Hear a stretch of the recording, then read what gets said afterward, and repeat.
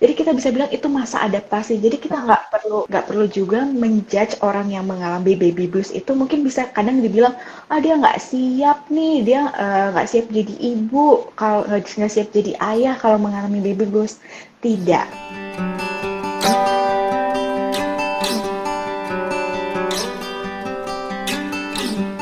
Ini udah ada yang komen Iya. banget untuk bertanya, Izma, Oke. benar nggak sih baby blues ini seringnya diderita oleh ibu yang terlalu muda untuk melahirkan? Setuju nggak Terlalu sih Kak? apa? Maaf, Ibu yang gimana Mam terlalu, Arin? Mm-mm. biasanya Mm-mm. baby blues ini dialami oleh ibu muda yang terlalu muda melahirkan. Jadi umurnya tuh belum rata-rata wanita untuk melahirkan. Mungkin umur-umur 17, 18 begitu ya, di bawah 20 mungkin. Oke, ini hal yang menarik juga. Nah, kalau ini memang aku juga perlu konfirmasi yang dimaksud muda itu yang usia berapa. Kalau yang tadi Mhm. Mam Erina bilang di bawah 20, masih 17, itu kan kategorinya adalah mereka masih masuknya usia remaja. Ya, Nah, benar. kalau memang masih masuk usia remaja, kalau dikatakan lebih rentan, iya bisa betul. Karena di usia remaja itu kan kita ada perbedaan perkembangan hormonnya, perkembangan otaknya juga berbeda. Usia remaja itu kan, remaja itu secara perkembangan otak mereka belum matang bagian Ya. otak untuk perencanaan, hal-hal yang berkaitan dengan perencanaan, regulasi diri, regulasi emosi itu belum matang, sehingga mungkin banget itu menjadi lebih rentan untuk mengalami baby blues Baby ketika blues. ketika memang baru punya anak, karena memang secara perkembangan hormon dan fisiknya memang belum siap untuk itu. Bahkan Oke. mungkin kalau kita bisa bertanya ke dokter kandungan, mungkin kayaknya kalau tidak salah ada juga nih perkembangan untuk secara rahimnya dan lain-lain. Apa sih Benar, namanya? karena terlalu muda. Di bagian itunya memang belum siap, itu sepertinya ada. Tapi memang secara psikologis itu pun secara perkembangan otak dan secara perkembangan fisik itu memang belum mampu sebetulnya untuk eh, menjadi untuk peran yang lebih serius lagi. Ini kan butuh perencanaan yang lebih matang dan Ya. lain-lain, itu jadi memang lebih rentan Mm-mm. gitu. Tapi kalau untuk di umur, saya dulu umur 28 punya anak, rasanya tetap merasakan Mm-mm. baby blues. Jadi potensi itu Iya, pasti ada ya, karena nggak tahu. iya, Ini mungkin saya juga ngobrol-ngobrol sama teman-teman yang waktu melahirkan anak pertama mostly mengalami hal itu karena mungkin memang benar-benar beradaptasi dengan hal baru, mm-mm. punya baby, Mm-mm. punya kesibukan Mm-mm. baru. Ada seseorang yang harus kita urusin nih sekarang yang benar-benar butuh kita banget gitu. Oke, ini udah ada yang kasih tahu juga. Waktu saya baru lahiran, aku senang banget kalau ada yang beliin atau nyediain makanan dari Mutia. Bener banget. Iya, Karena kadang-kadang sama kalau aku ibu juga baru, sih. iya ibu baru tuh suka banget makan karena dia kan juga harus menyusui. Kadang-kadang Iya, kayak terlalu capek tuh hiburannya iya, kalau nggak tidur makan. Udah kayaknya dua itu aja iya. udah bahagia gitu rasanya. Betul, betul, betul. Tapi sebenarnya nih, Mam Yasmin, apa sih Iya, pengaruhnya kalau mama ini tidak kunjung selesai untuk menyelesaikan perasaan baby blues-nya dia nantinya kepada sang anak? mhm, oke. Ini juga menarik, karena ini kita terus juga sama-sama tahu kalau misalkan di masa awal kehidupan bayi itu 2 tahun pertama itu kita butuh mengembangkan yang namanya rasa percaya. Rasa Oke. percaya jadi anak bisa percaya ke orang tuanya kalau oke, aku punya seseorang yang bisa membantunya nyaman di dunia ini yang dia baru.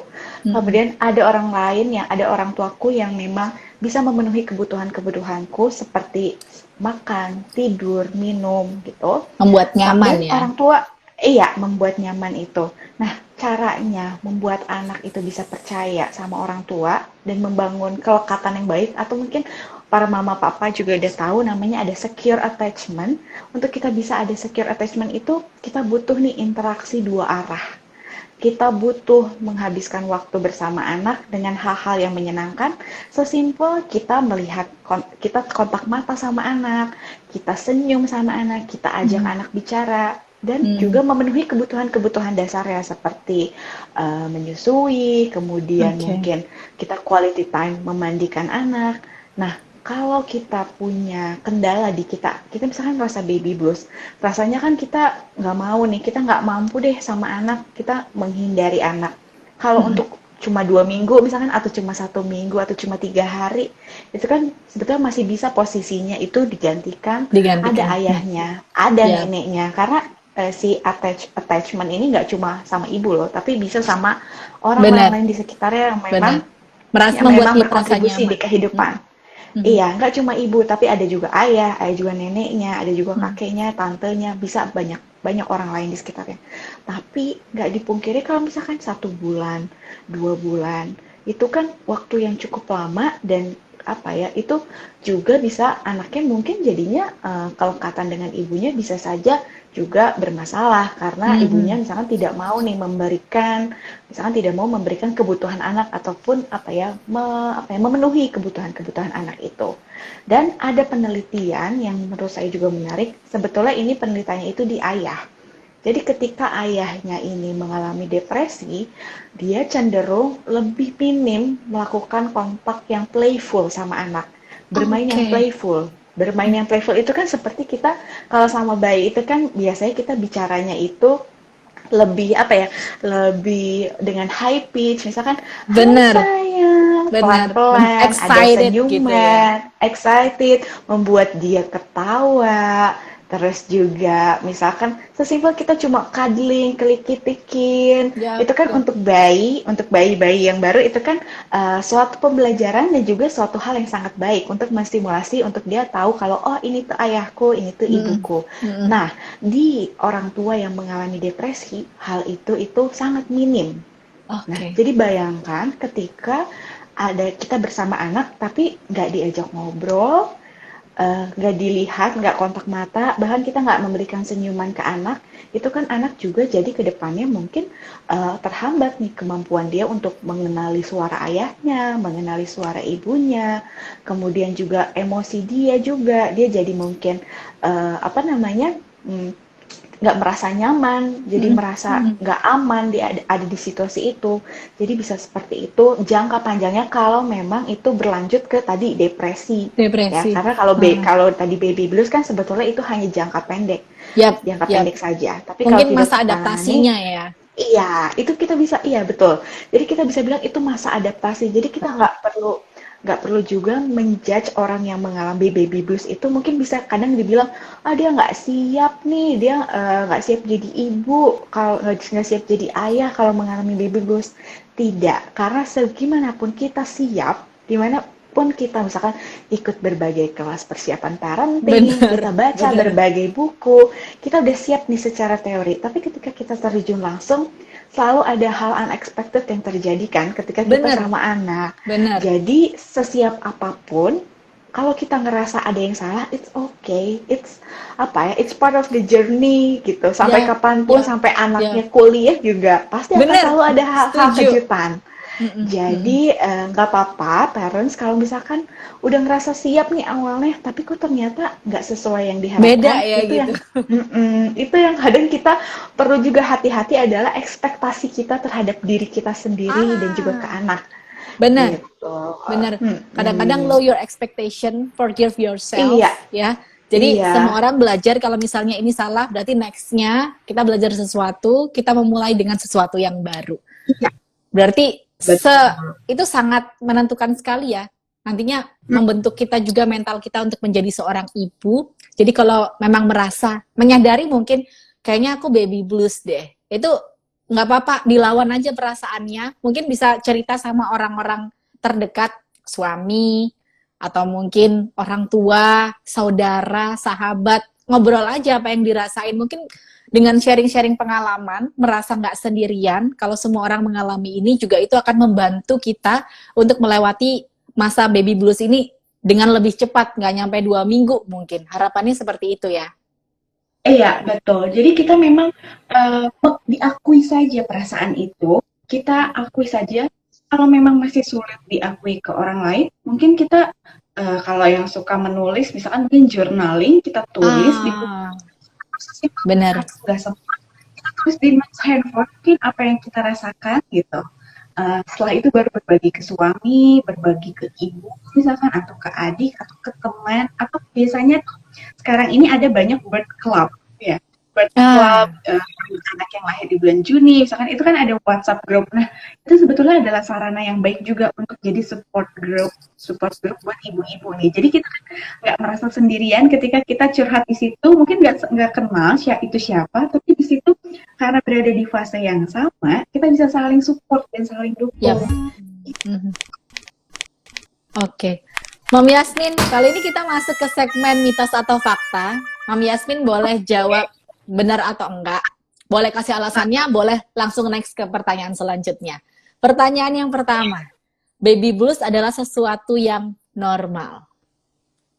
Oke, ini bisa dibilang fakta ya, karena tadi Fakta. juga kita banyak Mm-mm. udah sebutkan juga, ini adalah proses adaptasi, ini bagian dari adaptasi, jadi ini adalah sesuatu yang wajar. Oke. Pertanyaan kedua, baby blues terjadi karena faktor hormonal. Iya, ini bisa dibilang fakta, betul, tapi ada tapinya, ini Oke. hormon bukan satu-satunya penentu kita akan jadi baby blues. Karena kalau misalkan cuma hormon aja, mungkin semua orang yang baru melahirkan akan mengalami baby blues. Benar, ada yang enggak bahkan. Iya, tapi ada juga loh sebetulnya yang tidak. Karena faktor penentu lainnya juga adalah misalkan jadi selain hormon, kita juga ada dari fisiknya kita kan mengalami banyak perubahan. Nah, cuma hormon yang kita berubah, bentuk tubuh kita berubah, kemudian juga secara fisik mungkin jadi lebih mudah lelah karena baru seperti kan dari kita proses melahirkan apapun itu prosesnya itu kan sama-sama melelahkan pastinya. Benar. Nah, secara psikologis juga setiap orang kan berbeda. Ada orang yang kecenderungannya lebih pencemas mungkin, ada orang-orang yang bisa lebih lebih adaptable lah dalam menghadapi hal-hal baru di hidupnya. Nah, selain itu juga kan ada kita kan menemui hal-hal baru, misalkan perubahan rutinitas, perubahan waktu tidur, kemudian juga berbeda kehidupan di rumahnya kan berbeda support sistemnya dari satu dan orang yang lain. Benar. Jadi benar. hormon, tapi banyak hal lain, faktor lain yang juga bisa berkontribusi ke kita itu akan mengalami baby blues atau tidak. Atau tidak. Gak Benar. hormon jadinya. Termasuk lingkungan juga sangat menentukan tadi ya. Iya, betul. Oke, pertanyaan ketiga. Gejala baby blues itu beragam. Nggak bisa disamain antara wanita satu dengan wanita yang lain. Benar ya, Mam? Iya, betul. Fakta. Ya, banget. Tadi kita udah bahas juga ya, Mam ya. Kalau mungkin ada yang gejalanya jadi sedih, nangis terus-menerus, atau mungkin ada yang marah, malah terus-menerus, atau kelihatannya jadi Perfeksionis. Iya, dia semuanya beres nih, dia hebat banget nih baru melahirkan tapi semuanya beres. Nah, itu kita perlu hati-hati juga. Apakah itu memang dia merasa baik-baik saja atau sebetulnya di deep inside dia merasa ketakutan gitu ya. Iya, gitu. Jadi memang bisa beragam yang ditimbulkan tapi kurang lebih sama gitu. Kayak misalkan pasti ada sedihnya, pasti ada marahnya dan sebagainya. Pertanyaan selanjutnya. Baby blues idealnya terjadi selama 2 minggu, masa pertama setelah melahirkan.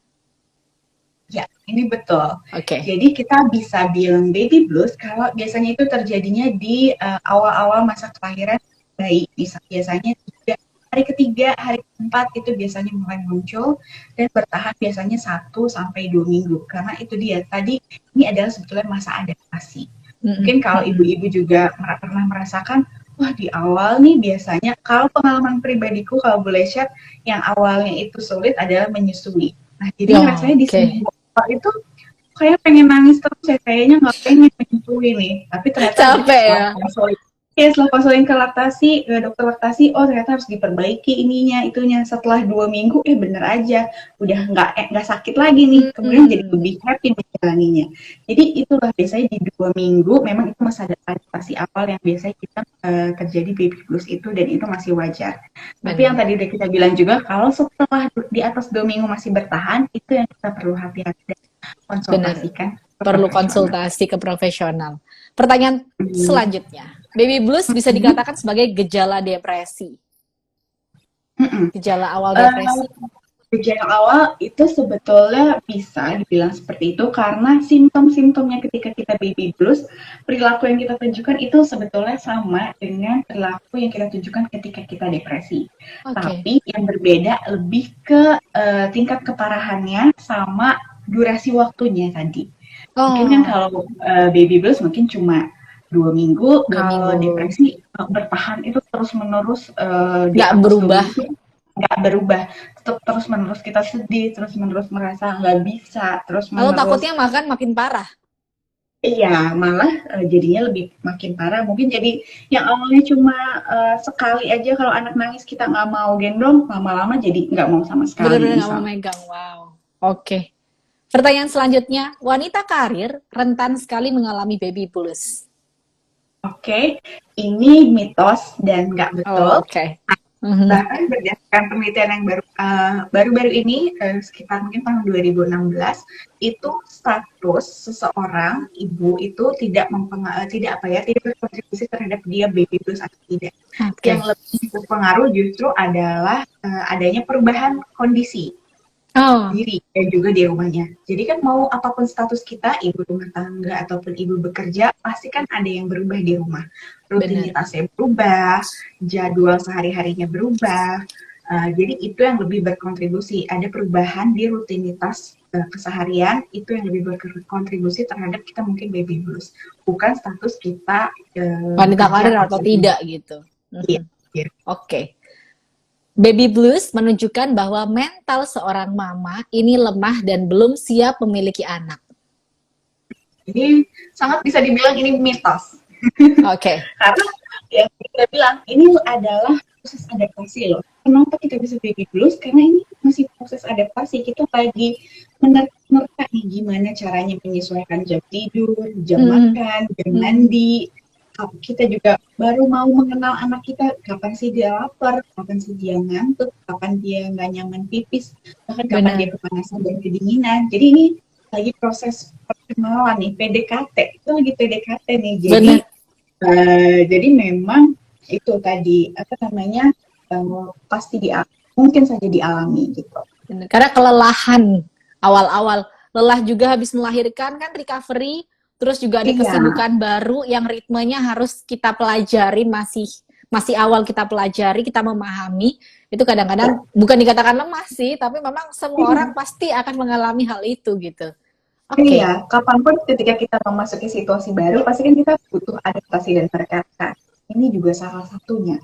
Oke. Pertanyaan selanjutnya, baby blues bisa terjadi di masa kehamilan. Benar nggak sih, Mam? Ini betul. Ini betul. Oke. Jadi ada term yang dibilang secara pop psychology itu dibilang juga adalah pregnancy blues. Sebetulnya mirip sama baby blues karena kenapa bisa terjadi itu sebenarnya ada proses adaptasi juga kan.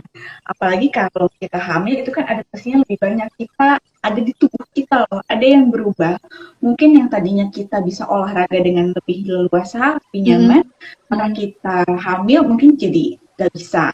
Kemudian tidur aja susah, harus cari posisi yang enak. Bener, capek. Juga lapar terus, tapi kok makan kebanyakan jadi pengen muntah dan lain-lain sebagainya.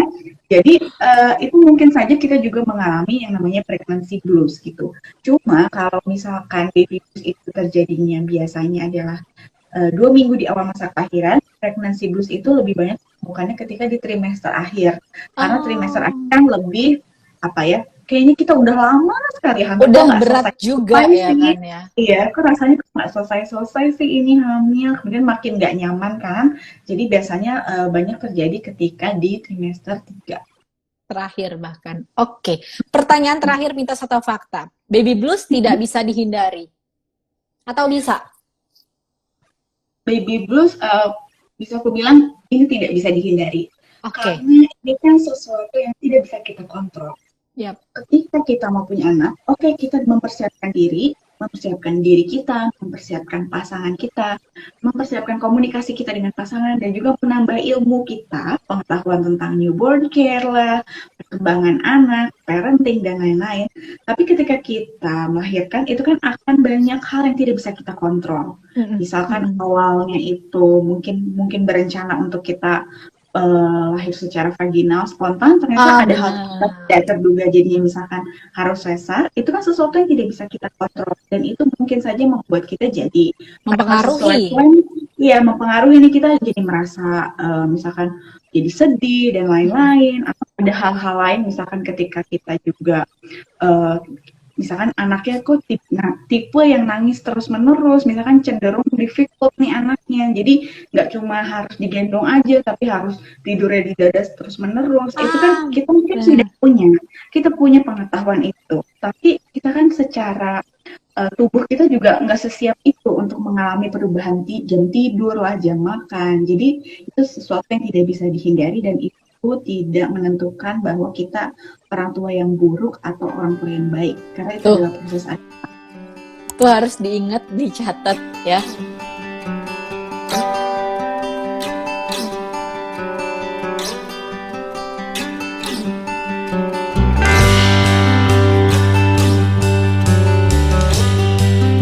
untuk mengkomunikasikan Benar. apa yang kita butuhkan. Kadang kita segan bicara sama suami, kita butuh bantuan karena misalkan merasa, oh suamiku kan capek udah kerja. Suami juga ngerasa mau bantuin, tapi nanti istri tersinggung nggak ya kalau aku bantu.